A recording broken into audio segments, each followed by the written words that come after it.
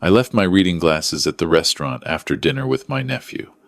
When I went back 20 minutes later, the young server met me at the side entrance and said quietly, her hand already on my arm, "Mr. MacAllister, I need to show you something before you leave. And I need you to promise me you'll stay on your feet."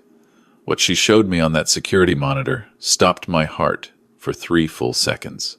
For 8 months, my nephew had been slipping something into my coffee at the office, watching me stumble through meetings, coaching my family doctor toward a diagnosis that wasn't true. He thought I was losing my mind. He had no idea I had never been sharper. What I did in the 6 days that followed saved everything my father and grandfather had built across 60 years. But first, where in Canada are you listening from? Drop your city in the comments. I read every single one. I had forgotten my glasses on the windowsill table at Harbour House, the small French-Canadian bistro near the Inner Harbour in Victoria, where my nephew Trevor and I had dinner every second Thursday. A ritual we'd kept for 4 years, ever since my brother Dennis passed, and I made a private promise to look after his son. I remembered the glasses halfway across the Johnson Street Bridge, rain coming sideways off the strait the way it does in November on Vancouver Island, and I turned the truck around. Let me back up to the dinner itself. I had ordered the lamb. I hadn't tasted it properly. That had been happening for months, food arriving flat, conversations arriving in fragments, words I reached for dissolving before I could catch them. My family doctor, a kind woman named Dr. Fiona Walsh, had run tests in September. Mild cognitive decline, she said carefully, consistent with early-stage vascular dementia, possibly treatable, probably progressive. She was not unkind about it. Neither was Trevor when I told him. He had leaned across the table that night, 4 months ago, and taken my hand. "Uncle Gordon," he said, his voice smoothed into something careful and warm. "You've given everything to MacAllister Timber. You need to let someone carry it for a while. Let me help." I was 67 years old. My father had built MacAllister Fine Timber from a single mill shed in the Cowichan Valley. My grandfather had planted the first stand of red cedar in 1961. The company held contracts with 12 major construction firms across British Columbia, a heritage restoration partnership with 3 First Nations bands on the island, and a reputation that took 6 decades to earn. It was worth $18 million, conservatively. Trevor was 39, vice president of operations, and had worked inside the company for 11 years. So when he suggested, gently, over the last 2 Thursdays, that I consider a temporary power of attorney arrangement, I had not said no outright. The fog in my head made the idea seem almost reasonable. Just temporary. Just while you sort yourself out, Uncle. Just until the tests come back cleaner. That night at Harbour House, over lamb I couldn't taste, he had slid a document folder across the tablecloth. My lawyer had already reviewed the language, he said. Nothing unusual. Standard POA, with a 60-day review clause. "Sign it tonight," he said, "and we can have everything transferred by Monday." I told him I needed until next week. The relief on his face when I said that the way his shoulders dropped and he reached for his wine should have told me something. It didn't. Not then. I forgot my glasses on the windowsill. I turned back, and everything changed. Lena Park met me at the side entrance with her coat half on, like she had been waiting. Her name tag was still pinned to her uniform. She was 26 or 27, serious eyes, the kind of person who chose her words before she spent them. She checked the parking lot behind me before she spoke. "Your nephew came back after you left," she said, alone. "He sat at your table for about 4 minutes. I noticed because we were already cleaning up." She paused. "Mr. MacAllister, we have a camera on that section.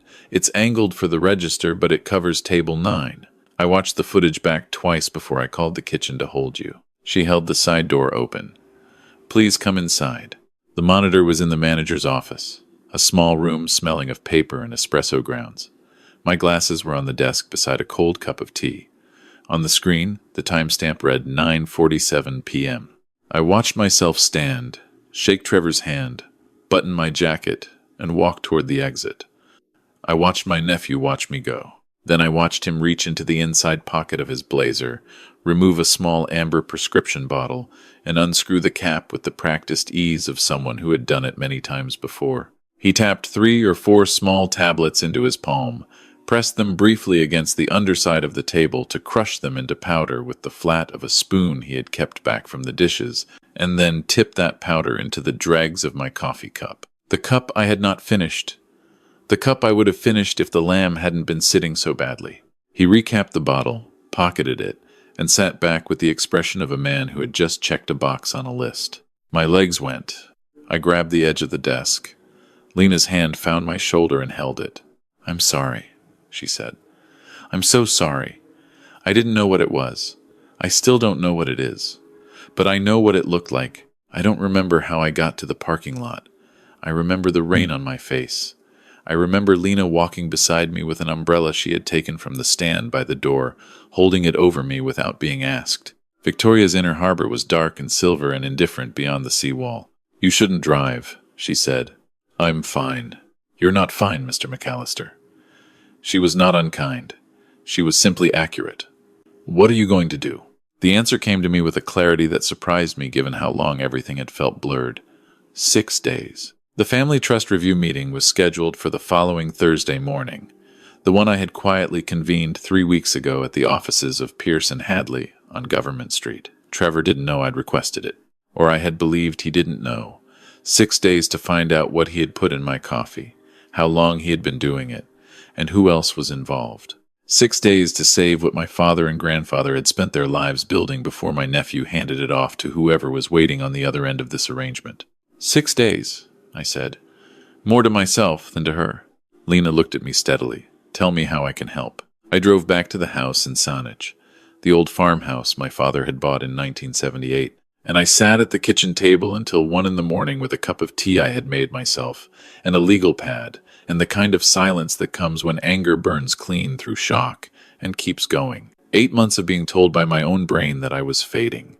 8 months of gripping the edge of conversations, of losing words mid-sentence in board meetings, of standing in the mill yard in the morning and not being able to remember if I had already done a walkthrough. Dr. Walsh had been so careful with her language, consistent with early-stage vascular dementia, and I had believed her, because she was a good doctor, and I was 67, and Dennis had died at 61, and I had not been sleeping well since. I called my friend and company legal counsel, Margaret Chen, at 7 the next morning. She answered on the 3rd ring, already sounding alert. Margaret had been with the company for 18 years. She was 54, methodical, and did not alarm easily. When I told her what Lena had showed me on the monitor, she was quiet for 4 seconds. "I need you to get a blood panel done today," she said. "Full tox screen, not the standard workup. Go to James Bay Medical Clinic, not your regular doctor's office. Tell them you have reason to believe you've been given something without your knowledge. They'll know what to order." A pause. "Gordon, don't go to the office today." I went to the clinic. A doctor I had never met before, a young man named Dr. Prasad, who had the careful efficiency of someone trained not to react visibly to anything, drew 4 vials and sent them to the provincial lab with a priority flag. He told me results would take 24 to 48 hours. I used the time. MacAllister Fine Timber kept its administrative offices in a converted heritage building on Pandora Avenue. Trevor came in every day between 8:30 and 9.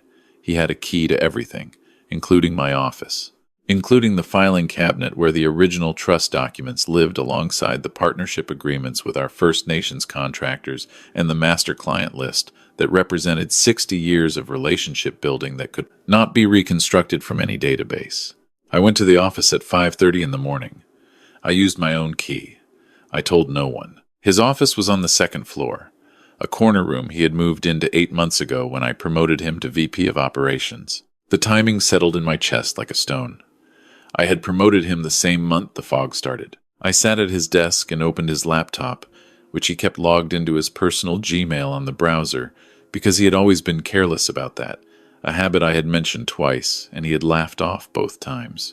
I was not proud of what I did next, but I was not ashamed of it either. The emails were not difficult to find. He had been corresponding for 7 months with a man named Raymond Holt, the former co-founder of a competing millwork and materials company called Cornerstone Procurement Group, headquartered in Surrey. Raymond Holt. The name landed like something I had been half expecting to hear since the previous night. Raymond had been my father's junior partner in the early 80s, had sold his share back to us in 1998 for $2.5 million, a fair price at the time, and had spent the years since building Cornerstone into a mid-tier competitor that had never quite reached the level he believed it deserved. We had not spoken in a decade. I had sent him a handwritten letter when his wife died 6 years ago. He had not replied. The emails between Trevor and Raymond Holt were businesslike and cold, and completely clear in their intent. Trevor would secure the power of attorney, citing my cognitive decline. He would then use that authority to renegotiate the First Nations partnership agreements in ways that would effectively void them, declare 2 of our long-standing client contracts in material breach on technical grounds, and depress the company's apparent value sufficiently that a sale to Cornerstone procurement at a reduced figure would appear to the courts, if challenged, to be a reasonable transaction made in good faith during a period of owner incapacity. Raymond would assume operational control. Trevor would receive a consulting arrangement worth $800,000 a year for 5 years. There was also a folder of attachments. Bank statements showing $4.1 million in personal debt, most of it from a series of pre-construction condominium investments Trevor had made in the Metro Vancouver market between 2021 and 2023 that had collapsed entirely. Payment demands. A letter from a private collections firm. The timeline matched the one in my coffee. I photographed every page on my phone. I closed the laptop and straightened everything on his desk exactly as I had found it. Then I went back to my office and began making calls. Margaret already had a copy of the trust documents and knew every clause. I asked her to prepare a set of materials for Thursday's meeting that would include the original founding documents, the full client and partnership register, and a corporate resolution I needed signed by 2 of the 3 external board advisors before the week was out. She asked no questions she didn't need to ask. My old friend Jim Carver, who had helped me build the company's physical infrastructure for 30 years and was now semi-retired on the Saanich Peninsula, came to the farmhouse Saturday afternoon. I made coffee, and we sat in the kitchen. I laid everything on the table, the footage, the emails, the timeline. Jim listened without interrupting, the way he had listened to my father in this same kitchen 40 years ago. When I finished, he put his mug down. "The master inventory," he said. "All the heritage stock. The old-growth cedar reserve." He was thinking ahead, the same way Margaret had. "Trevor knows where it is." I nodded. "I need it moved before Thursday." Jim looked at me for a moment. Then he stood up. "I know a bonded storage facility in Duncan that owes me a very old favor," he said. "Give me until Wednesday night." "Jim, the stock will be there, Gordon." He picked up his jacket from the back of the chair. "That's all you need to know." The blood results came back on Sunday morning. Dr. Prasad called me directly. The compound was lorazepam, a benzodiazepine commonly prescribed for anxiety, at levels consistent with repeated low-dose administration over a prolonged period. At sustained low doses, the effects accumulated. Cognitive blunting, short-term memory impairment, word retrieval difficulty, occasional confusion, disrupted sleep.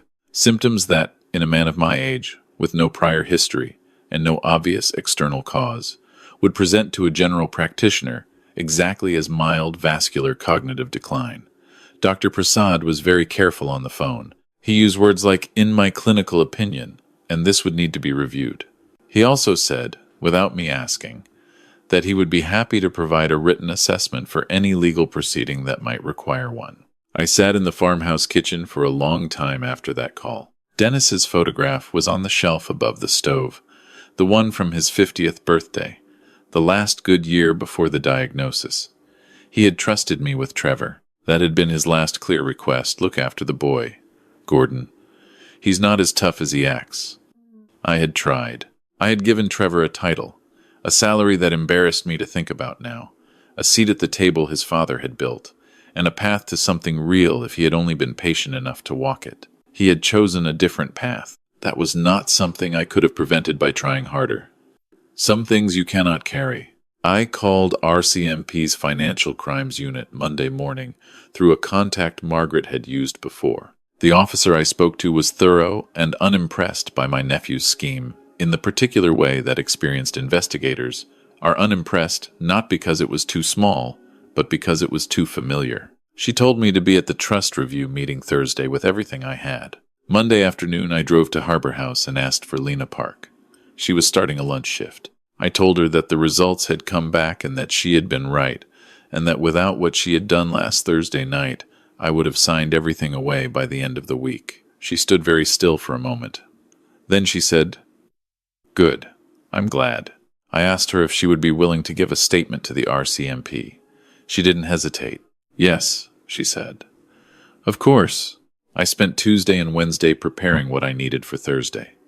I did not go to the office.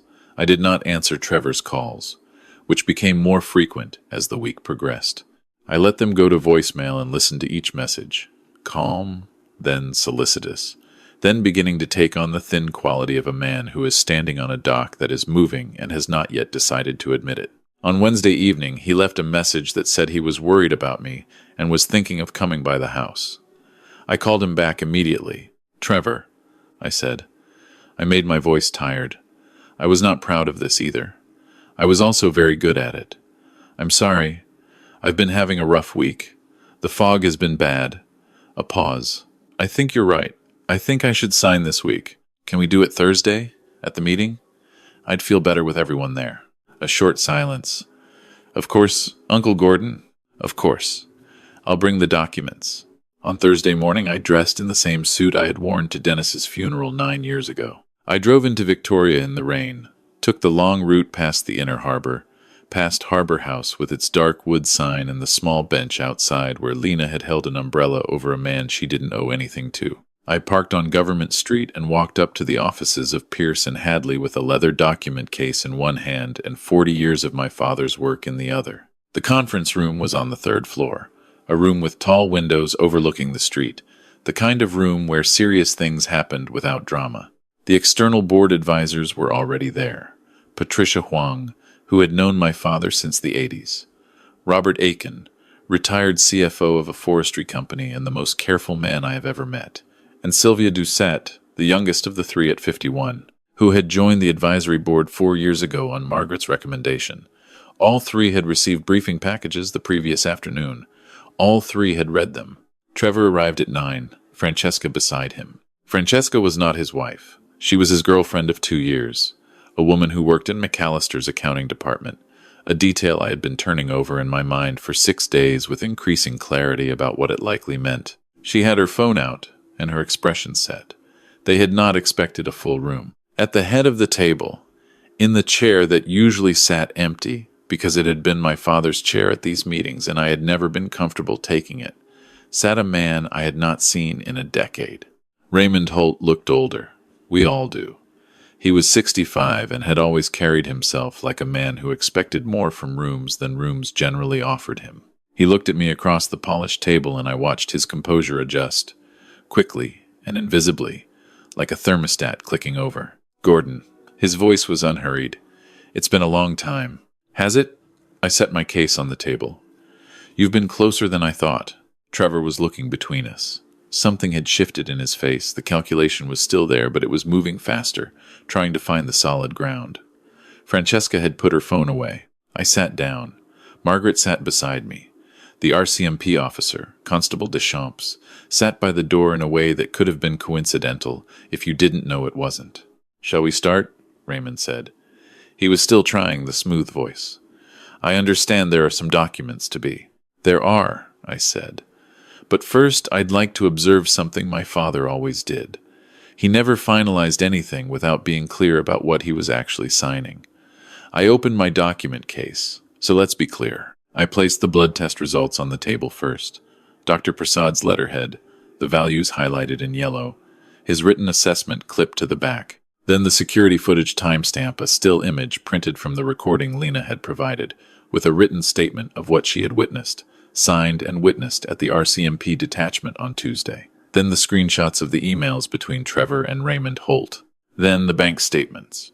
Then the corporate resolution I had already signed, transferring the operating authority for all First Nations partnership agreements directly to Margaret Chen as interim trustee, effective the previous Monday. I set it all out quietly, the way my father had always laid out his materials at the start of any difficult conversation. You didn't raise your voice if you had the documents. The room was silent for a long time. Patricia Huang picked up the blood results first and read them without expression. Robert Aiken reached for the email transcripts. Sylvia Doucette looked at Trevor. Trevor was looking at his hands on the table. His collar was damp. He had the specific stillness of someone who has just understood that the ground they were standing on was not where they believed it was. Francesca stood up. "This is ridiculous. We're leaving." "Constable Deschamps," Margaret said, without looking away from her notepad. The officer by the door rose. "Mr. Beaumont," she began, and then corrected herself, reading from the paper in her hand. "Trevor MacAllister, Raymond Holt, I need to ask you to remain seated." Raymond's composure broke then, not loudly. It simply stopped holding. He put his hands flat on the table and looked at me with something I had not expected to see in his face. Not anger. Something older than that. "I built half of what you're sitting on," he said. His voice was level, but it cost him something to keep it that way. "Your father knew that. He bought me out for a fraction of what it became worth." "He bought you out for exactly what you agreed to," I said. $2.5 million, fair market value in 1998, with your signature on the contract. It was worth 6 times that by 2005. It was worth that because of the years between 1998 and 2005, the years you weren't there. I looked at him. I was not angry anymore. The anger had burned through clean on Friday night, and what remained was something more like sorrow and more like clarity. "I sent you a letter when Eleanor died. 6 years ago. I sent you an offer of partnership. A real one. 12% stake, a seat on the advisory board. The letter was registered mail. You signed for it." I paused. You never answered. The room was very quiet. Outside, the rain had started again, the particular soft and relentless November rain of the island coast. "I could have given you something real," I said. "Twice. You chose this instead." Constable Deschamps asked Trevor and Raymond to come with her. Trevor stood, and for a moment, just one, he looked at me with an expression I recognized from a long time ago, from when he was 12 years old and had broken a window in the workshop and come to tell me before his father found out, because even then he had known there was a difference between being caught and choosing to confess. But that boy had made different choices than the man standing in front of me now. "Your father asked me to look after you," I said, quietly. "Just for him." He didn't say anything. He walked out. Francesca was questioned separately. It took until December for the full accounting of the losses she had quietly redirected in the company records to become clear. But the RCMP Financial Crimes Unit was very thorough. She was charged in January, alongside Trevor. Raymond Holt was charged with criminal fraud and conspiracy. Cornerstone Procurement Group went into voluntary receivership in February.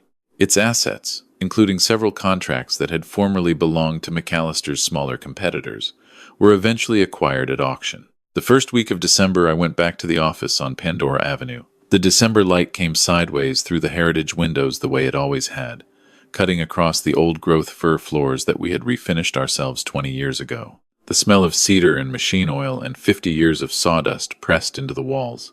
I stood in the doorway of my office, the same doorway I had stood in since I was 24 years old, and my father had called me in to show me how to read a contract, and I felt my shoulders drop in a way they had not dropped in 8 months. Margaret found me there. She handed me a coffee, Tim Hortons, the dark roast, because she had worked with me long enough to know I didn't drink the flavored kind.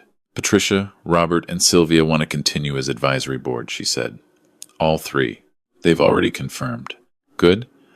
I took the coffee, tasted it, and Jim's storage facility in Duncan, every piece of heritage cedar accounted for. He wants to know where you want it brought back. Tell him I'll come up myself. I want to walk it.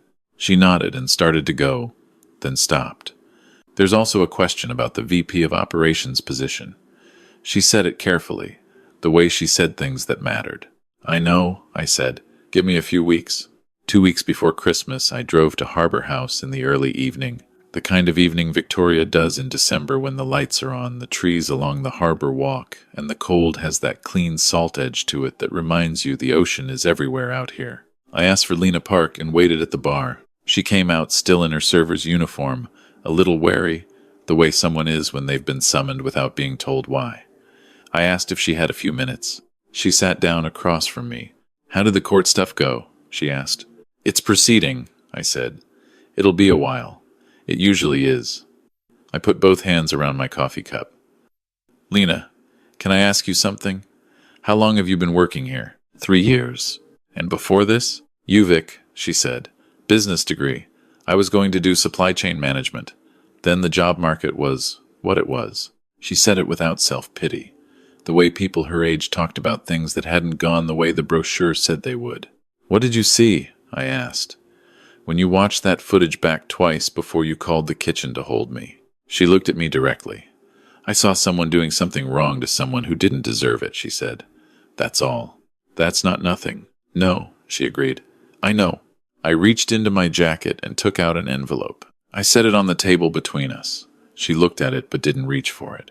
That is a formal letter from MacAllister Fine Timber's Board of Advisors offering you a trainee operations coordinator position, I said. 12 months, fully paid, with a structured mentorship under Margaret Chen. At the end of the 12 months, the position becomes permanent if you want it, and if you're the right fit, which I believe you will be. I paused. You don't carry the MacAllister name. You don't owe me anything, and I don't owe you anything. But you walked across a parking lot in November rain to hand a stranger the truth when you could have handed me my glasses and gone home. That tells me something about how you make decisions when it costs you something. She looked at the envelope for a long time. The lights from the harbor were coming through the window behind her. Why? She said. You don't know me. No, I said. But I know what I saw. I slid the envelope forward slightly. My grandfather used to say that legacy isn't the name on the building. It's the decision you make when no one's watching. I built a company on that for 40 years, and I almost lost it because I forgot to apply it to the people closest to me. I stopped. You didn't forget. She opened the envelope. She read the letter carefully, the whole thing, which I respected. When she set it down, her eyes were bright in the way that well-controlled people's eyes get when something hits them that they weren't prepared for. I won't let you down, she said. I know you won't. I picked up my coffee. How's your notice period here? She almost smiled. 2 weeks. That works. I drove home through the harbor lights, through the December rain, past the old mill sites along the gorge that my grandfather had walked 70 years ago when he was deciding whether British Columbia had room for one more family willing to do careful work. I thought about Dennis, who would have wanted to know how Trevor was doing in a way I didn't have an answer to yet. I thought about my father, who had built the first workshop with his own hands, and had once told me that the only thing worth leaving behind was a thing that outlasted the reasons you built it. I pulled into the driveway of the Saanich farmhouse and sat for a moment, with the engine off and the rain on the roof. Legacy isn't blood. I had believed it was for a long time, in the quiet way you believe things you've never needed to test. You build something and you look at the person who shares your name and you assume that the values you tried to pass down took root because you wanted them to. Sometimes they don't. Sometimes the values find a different home, in a different person, in a parking lot on a November night when a young woman with an umbrella decides that the right thing is worth the risk of doing it. My father used to say that good timber takes time. You can't rush the grain, you can't shortcut the years.